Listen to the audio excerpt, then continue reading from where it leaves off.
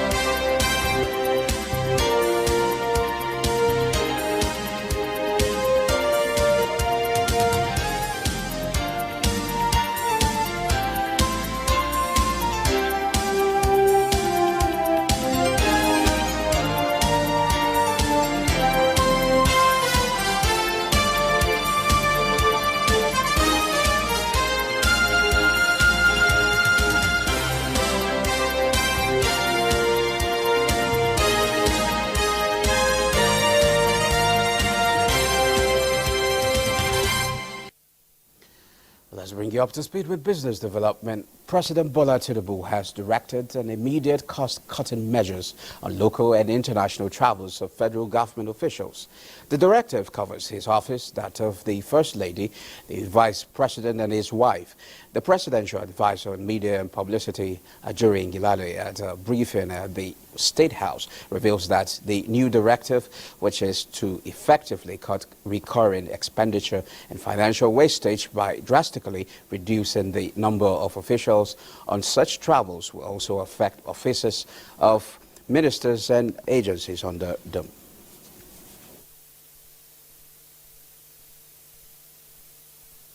On international trips, the President has directed that no more than 20 individuals be allowed to travel with him.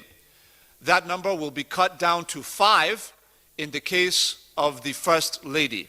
The number in the entourage on official international trips for the Vice President will be cut to 5. On the wife of the Vice President is also 5.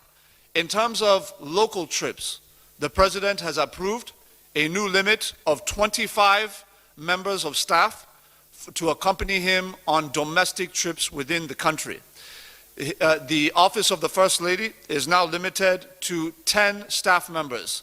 The Vice President will be limited to 15 members of staff, while his wife will be limited to 10 members of staff on official trips within the country, the same as the First Lady.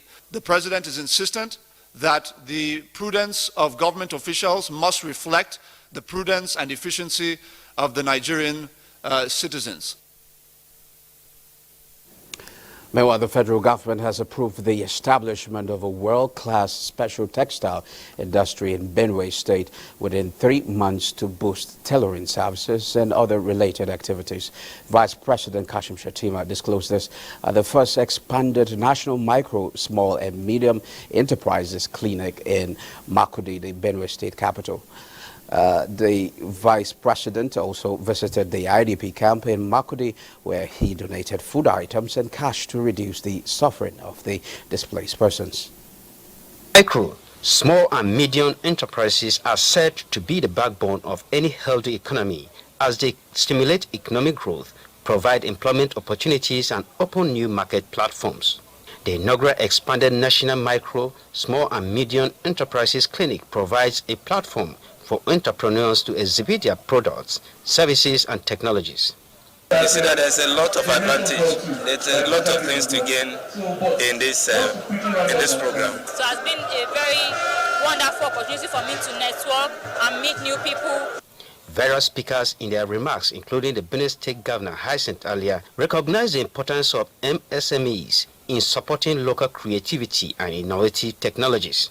This initiative would certainly enhance access to credit and other financial services, ultimately empowering businesses to thrive and contribute to the economic development of our dear state. The area of water supply, we are providing dams in line to boost the food agriculture, which is also going to support the micro, small and medium-scale industries that are thriving in Nigeria. The Vice President, Senator Kashim Shettima, said, apart from the establishment of the world-class textile center in the state, the President Bola Ahmed Tinubu's administration has made available 75 billion naira single-digit facility with the Bank of Industry to enable operators have access to finances to expand their businesses. Additionally, the Access Bank has made 50 billion naira of their funds available to MSMEs at a discounted rate of 15%, which will significantly increase our loan portfolio and hence our loan performance.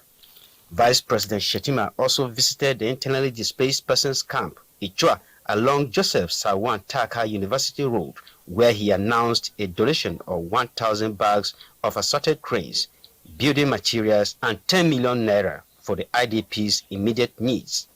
In Makudi, Elias, ATF. And now to cryptocurrency. The price of Bitcoin fell during late afternoon trading Tuesday following a false social media post from the X account of the U.S. Securities and Exchange Commission that stated that the agency had approved Bitcoin exchange traded funds for trading. The SEC later deleted the post and said its account on X was compromised and it had not approved the ETFs. Bitcoin initially jumped as high as $47,901, its highest level since March 2022, according to Coinmetrics, before dropping to as low as $44,816.94. It was last traded lower by more than 1% at $46,162.79. And to our discussion segment, just a fortnight ago, the Central Bank of Nigeria released guidelines that allow virtual assets service providers, including cryptocurrencies and crypto asset organizations, to open accounts with Nigerian banks. This move represents a shift in perspective and recognition of the value that cryptocurrencies can bring to the country's economy if properly regulated. Joining us today to share his insights on the significance of these regulations and future implications for the cryptocurrency landscape in Nigeria is Silas Emekwe, a digital currency expert. You're welcome to Business Express. Thank you very much. Well, let's first of all begin by you telling us what you make of the recent decision by the Central Bank of Nigeria on cryptocurrencies as well as crypto assets. Well, it's a welcome development because we have advocated for this for a long time. I remember sometime in 2017 when they called for, the then governor called for a stakeholders meeting.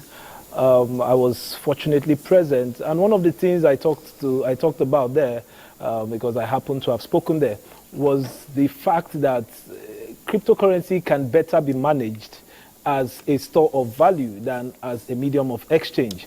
And if you look since then till now, we have seen regulations from SEC, we have seen national blockchain policy, and it was quite shocking when the CBN came with the restrictions. But I mean, this is a welcome development for them to have finally agreed to lift the ban. I've gone through the documents, and I mean, it's really good. It's really good. I'm quite impressed.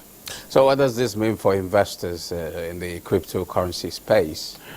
Well, for investors, I've always been of the opinion that if you look at the economy, if you look at the entire cryptocurrency space, the blockchain space, if you look at all what has happened that have brought us here, if you look at the national blockchain policy, if you take your time to go through the document, if you look at the SEC regulation, now if you add this to it, I don't think anybody should still be in doubt as to why you should invest in cryptocurrency, or even if you should be investing in cryptocurrency. Because like I would always say, cryptocurrency is the future of money. So it only makes sense that any right-thinking investor should consider that, adding that to his or her portfolio. I would like you to give us a kind of a picture of how cryptocurrency and digital assets have evolved in the country.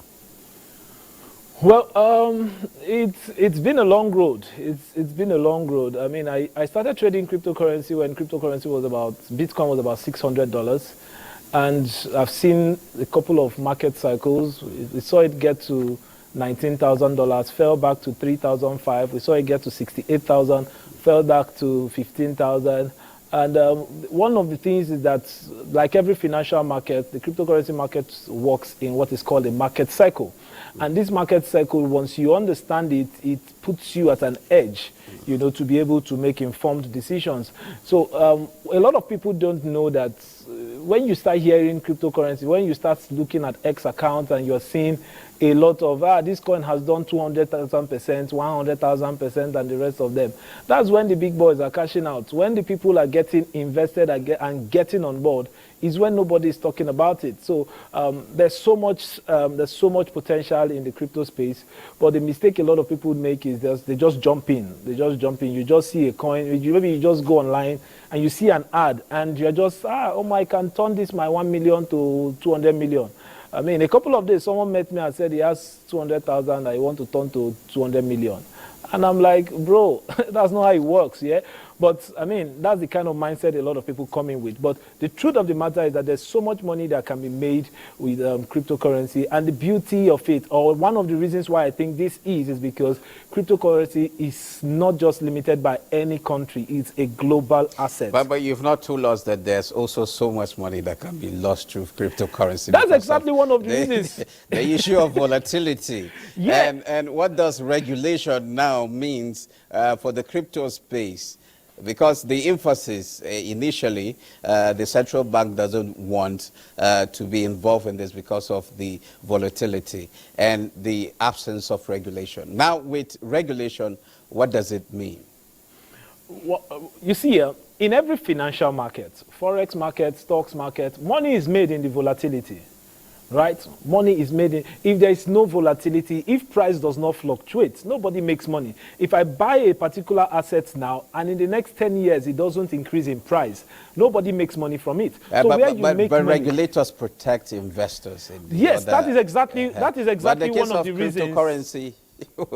No, that's exactly why the regulations are going to be very helpful, right? Okay. Now, with the regulations that are coming in, we are going to notice that there's going to be a decrease in volatility. There's going to be a decrease in volatility. Coins or cryptocurrencies will be fairly stable. Not like they will be stable, but just the same way people make money with Forex now. It's not as if every currency is jumping prices like that. But it will get to a point where the regulations is going to give us some form of stability. Like if you go through the CBN document, one of the major things they are talking about is AML, that's anti-money laundering, CTF, yeah, that's counter-terrorism funding and the rest of them, right? So all these things would make sure that the players on the crypto space or the players in the crypto space within the country are people that have the well-meaning of Nigerians or the investors at heart. So it's going to really it's going to sanitize the system. I think that's the word. It's going to sanitize the system. Because if you look at all of the criteria that they have set out and the restrictions, yeah, they've lifted the ban, but there are still restrictions. And some of the restrictions are that you cannot make a cash withdrawal if you are running an exchange account. And that's very good because there's something called rug pull, where investors put in money and whoever is behind it just pulls the fund and disappears. So all of those are going to be very helpful. As a matter of fact, the regulations is a very welcomed development.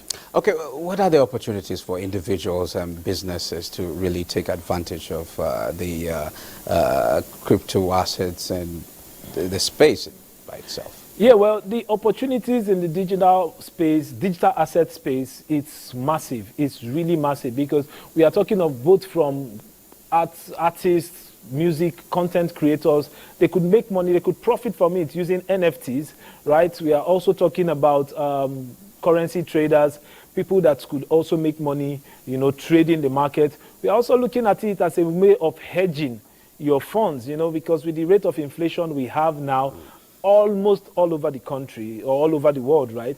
There is a high rate of inflation. And if we look at our country, because that's what we are focused on, hedging your funds with cryptocurrency is also not a bad one. And if you look at the just recent, the stable currency, the CNGN that some banks are putting together to set up, that's also going to bring about, it's going to help with remittance, bringing in funds from abroad down to Nigeria and all of that. So if you look at this, I think the opportunities are massive. I would advise that if anybody is looking at taking advantage of all these regulations, one of the best places to start would be to really understand what this market is about. Look at the space. What exactly is this? Yeah, for starters about? like me, how do I go about investing in the for starters like you, the first thing I'll space? ask you to do is to get information, right? A lot of people make that mistake. They want we put the cart before the horse, right? Instead of putting the horse before the cart. The first thing I would advise you to do is first understand what a cryptocurrency is. I've seen a lot of people that have made so much money, but they can't access this money because they lost their recovery phrase. Now, what is a recovery phrase? You don't even know, and you have some cryptocurrency. So these are all where some of all these problems emanate from. You know, if you look at the recently collapsed exchange, FTX exchange in the US, a lot of people, I know investors that lost as much as $300,000, Nigerians.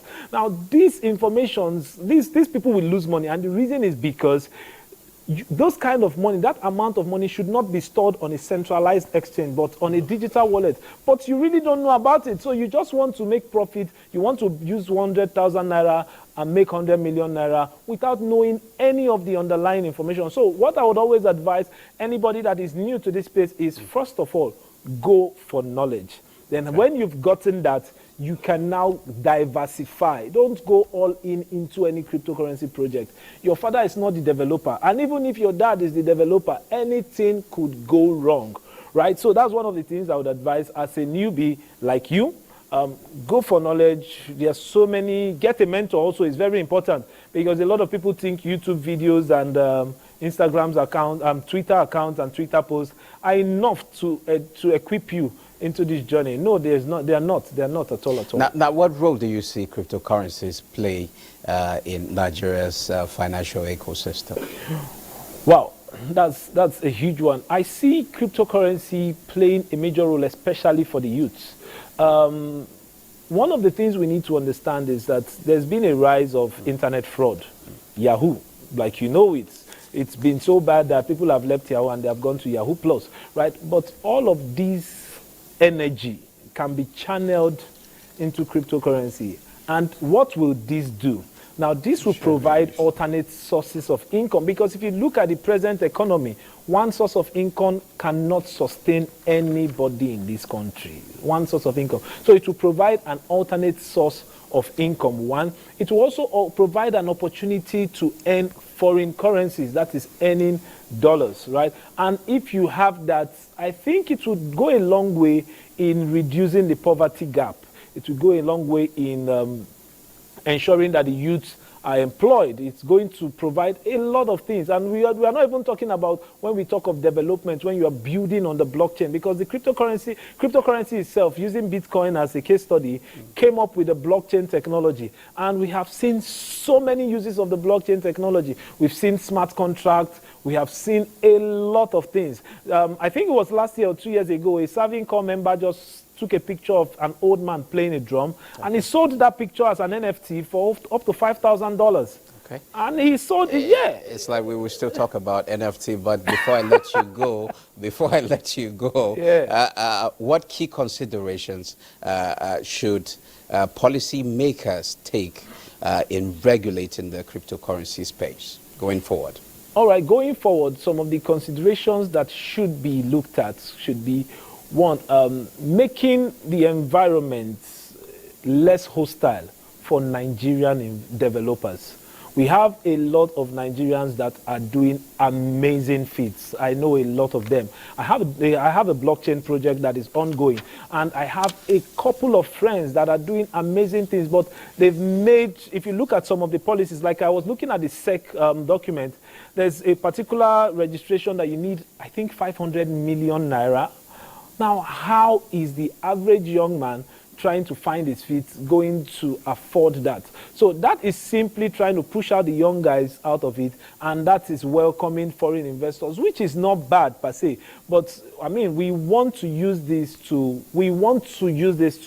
promote indigenous companies. We want to use this to encourage the youths that are developing stuffs, because you could do so much good could come out from the blockchain technology, digital assets, and cryptocurrencies entirely. Okay, thank you very much, Silas Omikwe. It's a pleasure having you in the program. The pleasure is all mine. Now moving on, the Federal Ministry of Agriculture has advised state governors to take accurate data of farmers that will key into the federal government food security program. Minister of Agriculture and Food Security Abubakar Kyari stated this when he hosted Katsina State Governor in his office in Abuja.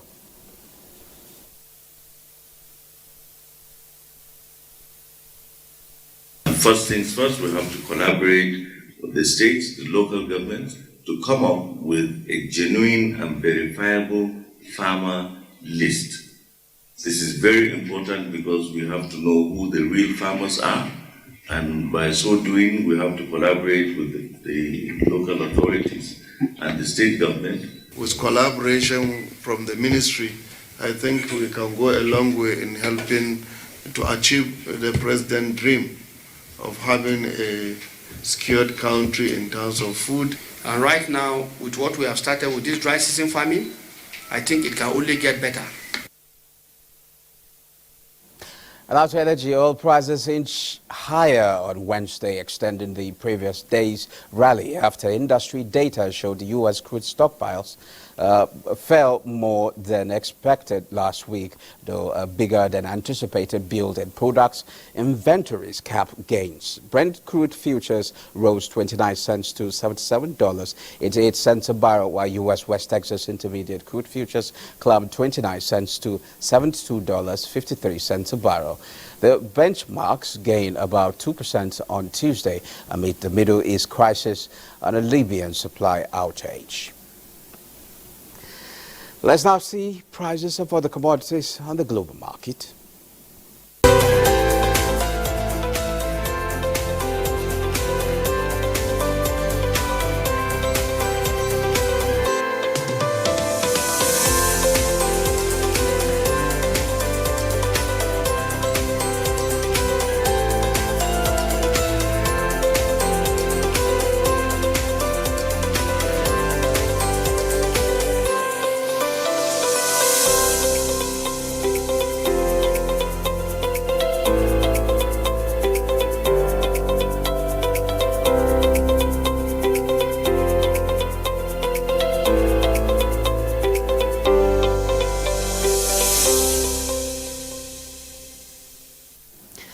And now we head to currency markets where we'll have a look at what the Naira is exchanging today. It has not been so well in this couple of days for the Naira. Well, let's see the currency market.